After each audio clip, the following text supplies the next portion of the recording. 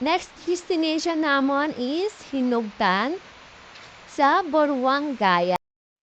Pagkatapos nga naming maligo sa buwan-buwan Cold Spring, sabi ko nga sa ate ko, pupunta kami ng Buruanga. Ang cute ng ate ko, di ba? Habang naglalakad nga kami palabas, nasalubungan namin ang tatlong cute na batang ito. Napatingin niya ako sa dala nila at napangiti. May dala-dala nga silang balot ng candy at tansan, sabay kaway at hello. Naalala ko nga nung bata pa ako, ganyan din ang nilalaro namin. Yung balot ng candy, ginagawa namin pera, tapos yung tansan, pupupukin, yun ang barya. Maganda talaga tingnan sa panahon ngayon, laro na uso ngayon ang gadget. Mga bata pang tulad nilang naglalaro ng mga ganitong laro. Nung bata nga kami, kahit hindi kami bibilhan ng laruan, masaya pa rin. Kukuha lang kami ng dahon ng mangga tapos itutusok sa walis tingting, hipan, o di kaya tatakbo para umikot ang dahon. O di kaya kukuha kami ng dahon ng niyog, gagawing bola at turuto. Di ba ang sarap balikan? Hindi na nga kami dumaan ng Katiklan para madali ang biyahe namin. Dito nga kami dumaan sa kalsadang ito na ang labasan ay National Highway ng Malay. At bago nga makalabas ng highway, makikita mo nga dito ang ganda ng isla ng Boracay. Sabi nga nila, pag ayaw mong masaktan, huwag mong subukang pumunta ng Buruanga. Pekot-ikutin ka lang, bibiguin at iiwan. Pero dito, pala sa kalsada ng Malay, maramdaman ko na ang pagsakit ng ulo ko. Kaya subukan din natin sa Buruanga. Napaisip nga ako, siguro riders ang engineering to at mahilig din sa banking-banking. Kaya pati manunood ito, may hero talaga.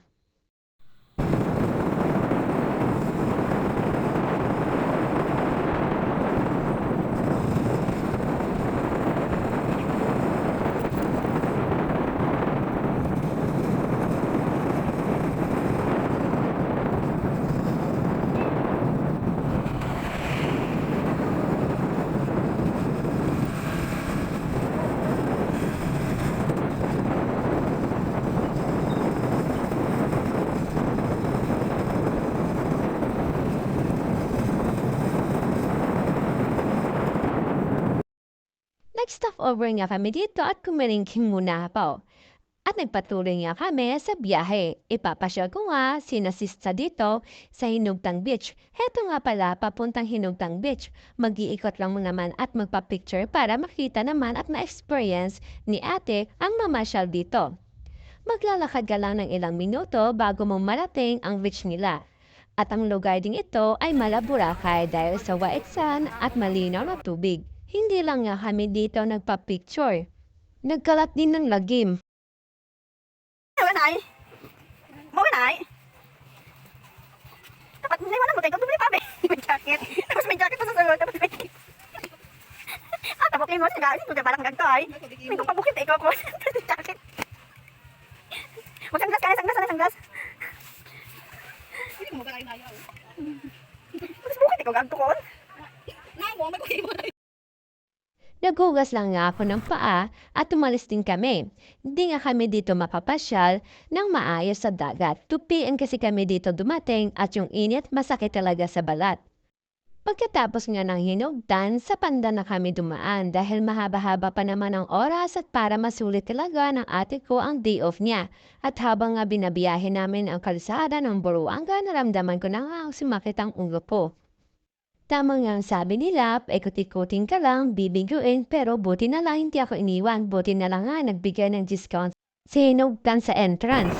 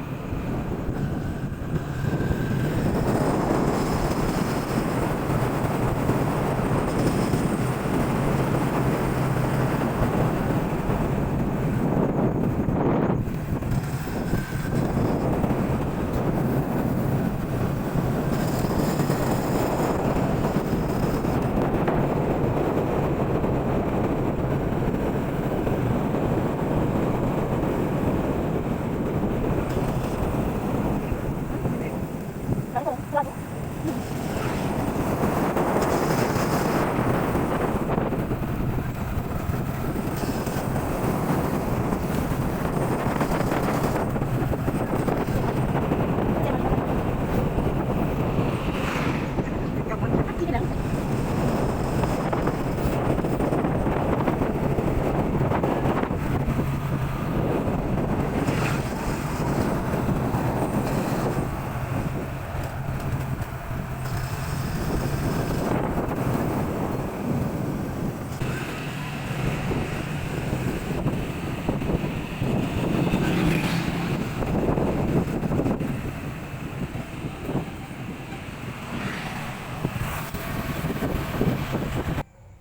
Pagdating na namin ng Libertad, nag-stop over muna kami at kinain ang natirang snack.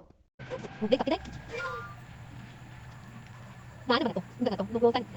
Hindi ka. Tama mo, bayad niya. Nyasas na ganito.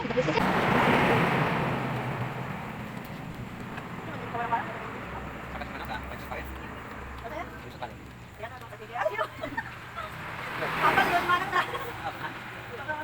Bakit natin baktas? Ano rin doon? Sa balo, sa balo. Sa baluan, sa baluan ko lang na. Hindi ko ako mag-kaya ako. Ano ang ano? Oo, sa baluan na tayo. Grabe na ka. Sa ano pa to?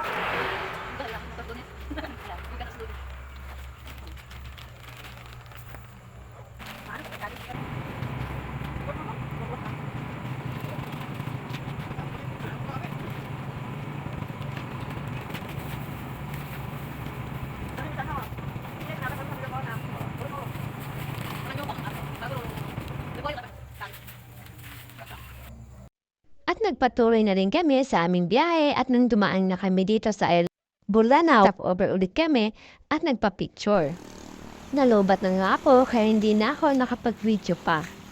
Tinuro ko nga sa ate ko kung saan ang papasok at papuntang Baluon Falls at Parigusan Pare. Dito rin nga kasi sa Antique yon. Isa nga ang falls na yun na puntahan namin ni partner. Na pinakamalayong lalakarin. Mga isang oras din siguro ang lalakarin, Baluon Falls to Parigusan Pare. Nadaanan din namin ang Manumpate. Sabi ko nga, next time sa day off niya, pwede din kaming pumunta doon. At nakauwi na rin kami. Thank you Lord for safe rides.